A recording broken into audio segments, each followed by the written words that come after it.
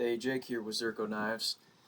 Just going to give you a quick tutorial on how to tie the lanyard onto the CacheBlade. The reason why it doesn't come with the lanyard tied on is because a lot of people don't like lanyards on their knives. They think it's kind of pointless. But in this case, it actually does serve a good purpose. So I'll show you that, and then I'll leave it up to you if you want to tie your lanyard on. There's 18 inches of paracord. This is 275 paracord, and it has to be 275 paracord so it can fit in this tiny little hole right here. So you get 18 inches of paracord, and that's enough to tie a lanyard like so. I'm also going to show you how to apply the foam padding strip inside, and what this does is it keeps the accessory inside from rattling around and just kind of protects it from scratching up the knife or anything like that. You can see here in this one doesn't have the padding. So I put the accessory in here, close the handle, it kind of rattles around in there. Then again, the knives aren't coming installed with that, just because sometimes you can get away with just putting one inside there, and sometimes you need two, one on each scale, the left hand and the right hand. I'm just going to leave that up to you. If you want to put on, just try one and then see if it works, and then if you need another one, you can put another one on. Real purpose behind the paracord lanyard on the CacheBlade is it kind of acts like a keychain for your scale. So if you don't have to set it down in the dirt or whatever, you can just let it hang, access your stowage inside the handle, do what you need to do, and then go ahead and close it up, and it's right there, and you're not going to lose the scale, and it looks pretty clean too. So I'm just going to show you how to do the simplest paracord lanyard, and it's the snake knot. And I learned this from a YouTube short video that I'll link in the description. It's basically just a video that's on loop on how to tie the snake knot. But I'll show you how I like to do it. So basically, I've just removed the soft loops and moved them out of the way, so this thing can lay, so the sheath can lay flat like that. And then what you're going to do, make sure both your handles are on, and go ahead and put it in the sheath. And then I'm going to take this medium-sized, actually this is a large-sized spring clamp here, and then I'm just going to clamp it right there. And all that's going to do is just keep the knife standing up straight like that. And you don't have to use a clamp. You can use anything, just a couple weights on each side just to hold it up. So we're going to take out the cord. And what I've done here on these ends is you're going to want to take a lighter and heat it up and melt it, and then get some tin foil or something, so you don't burn your fingers with the melted plastic or melted rope, and kind of just shape it in to a point like that so it can feed through the hole good. And you can see here it just glides right through if you do that. Otherwise, you're going to be fighting it the whole time and trying to jam it in there, and it's not going to fit. Alright, so get that there. So obviously pull equal lengths on each side, and then what you're going to want to do is make sure that you have enough space for the cam lever to move, because if you make the first knot too tight, then it's going to be getting in the way of the striking edge on the blade here, and also getting in the way of the cam lever there.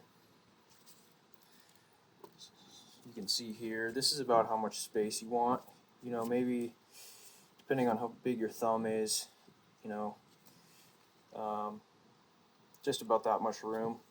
And as you can see, there's enough room for this to fully swing around so you can get it out of the way, and there's enough room for the cam lever to be actuated. Alright, what you're going to want to do, obviously get two equal lengths like that. Then take the left hand side, just go over the top like so, and then fold this over the left tail, and then wrap this around the left side, around the back, and through the loop, just like so. Okay. And just kind of pull it tight a little bit, and make sure you got that good thumb space in there. It's important you get the first knot. Just grab the two tails like that, kind of just slide it up. You can see, got a nice space in there. You can even check, make sure that it's going to be enough. Yep, that's good. Okay. Now,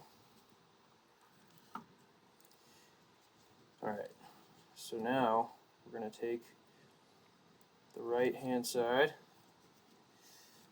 get this into focus here. Right hand side, and then I like to just delay it across the top of the two tails like that. And then all you do, take the left hand side, wrap that around and out back through the front. Pull it nice and tight. Same thing around the back. Lay it across the top. Take this guy through the back side, out the front of the loop.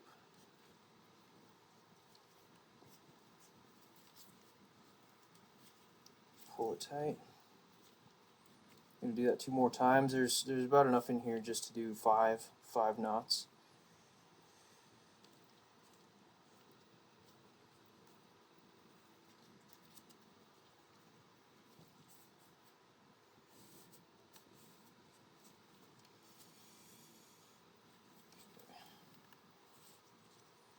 One more.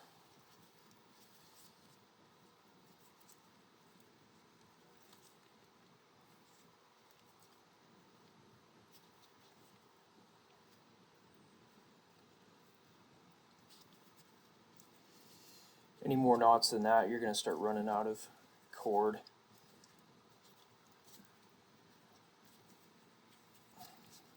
Alright, so we got that. Probably not the best job I've ever done, but you get the idea. So now you can either leave the tails if you want. I don't like to. I like to trim it and then melt the ends.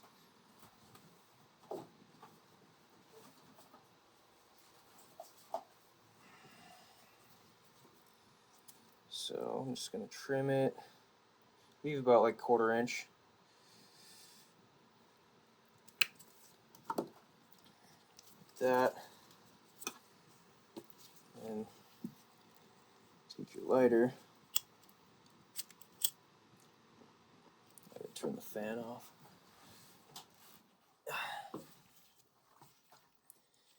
Alright, take the lighter.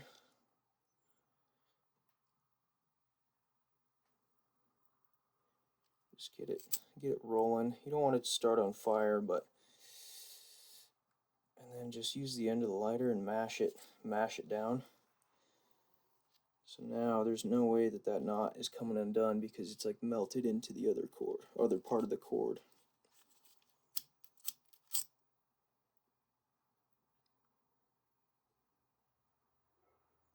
Get a nice mushroom going there.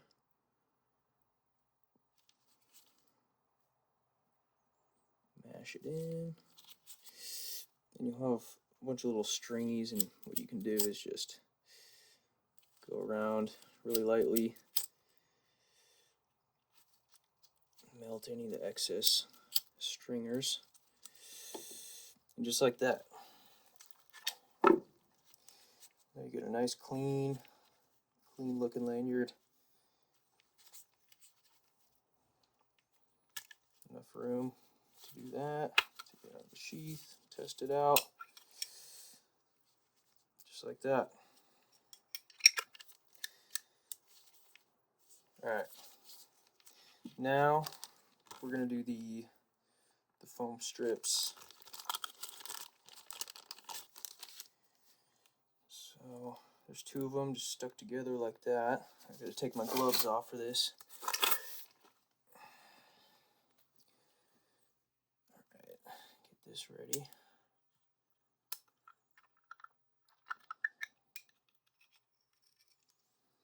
So I've already cleaned these, but what you're going to want to do is make sure that the inside of here is really clean. You can use like a cotton swab and isopropyl alcohol, and then make sure it's dried completely, and then that way you'll get optimal adhesion.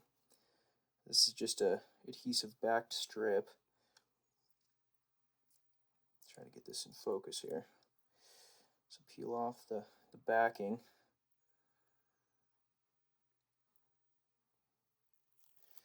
Just like that. Try not to touch the adhesive. Alright. So you're just going to want to, it's hard to do this. Hard to do this with the angle of the camera, but so you're just going to want to lay this centered in here. Don't go too far to the left to where it's like rolling up on that radius there, or too far this way. So you just want to do it centered.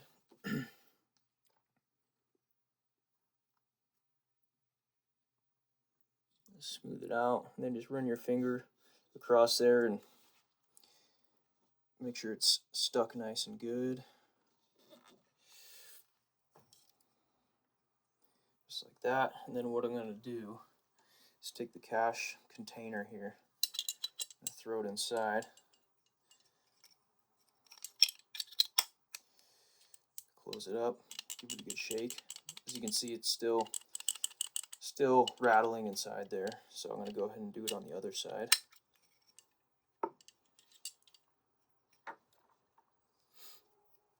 Alright, take your other strip here.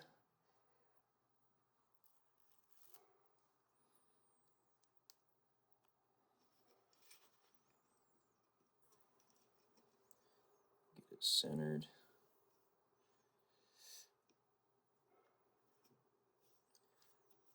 Smooth it out. That one's a little crooked, but it'll still work. Alright, throw the accessory in there. And when you have 2 of them in there, you're going to feel there's a little, you can feel the cushion in there. So don't freak out. All you got to do is just get it lined up, get the handle lined up where it needs to be, just like that. Make sure the cam is facing backwards away from the knife, and then you really don't even need to press down on it, but you can just to help it out a little bit, and close it just like that. Give it a little shake. See, no more rattle, and that'll keep the accessory and the knife protected inside there and prevent it from rattling around. There you go. That's that.